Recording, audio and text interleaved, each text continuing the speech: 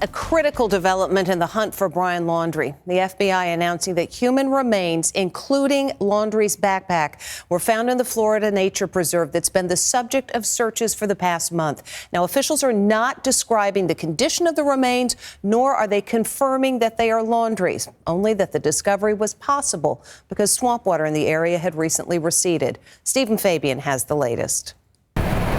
It looks like they may have found Brian Laundrie's body after all these weeks. Earlier today, investigators found what appears to be human remains, along with personal items, such as a backpack and notebook belonging to Brian Laundrie. These items were found in an area that up until recently had been underwater. After the announcement by the FBI, there were cries of justice for Gabby. Justice for Gabby!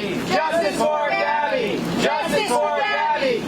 The Sarasota County Medical Examiner and a human remains detection team were called to the scene in the Myakkahatchee Creek Environmental Park.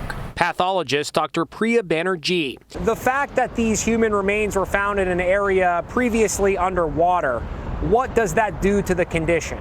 You could have a range, right? Decomposition. You could have anywhere from some soft tissues left to completely skeletonized. Also found a backpack, reportedly consistent with the backpack that Brian wore in Utah during that now notorious police stop. The Laundrie family attorney tells Inside Edition that last night the Laundries informed the FBI and Northport, Florida police of their intentions to search the swampland this morning for Brian. They met Chris and Roberta there this morning. After a brief search off a trail that Brian frequented, some articles belonging to Brian were found.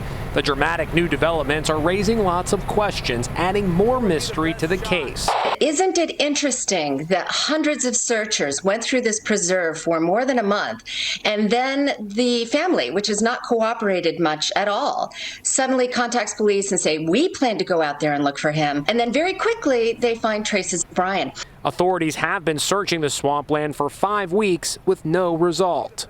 The park was closed throughout that entire time it was being searched. Then just yesterday it was reopened, followed by today's apparent break in the case. Now, many had expressed doubt whether Brian Laundrie was ever in that swamp. I spoke with Callahan Walsh, co-host of In Pursuit, with his father, John Walsh. If this turns out to be Brian Laundrie, I am surprised. I thought he would be outside of the state by now. I thought he was receiving help and had gotten more of a head start. We'd received a lot of tips to In Pursuit, especially around the Appalachian Trail, all independent tips that corroborated the same information.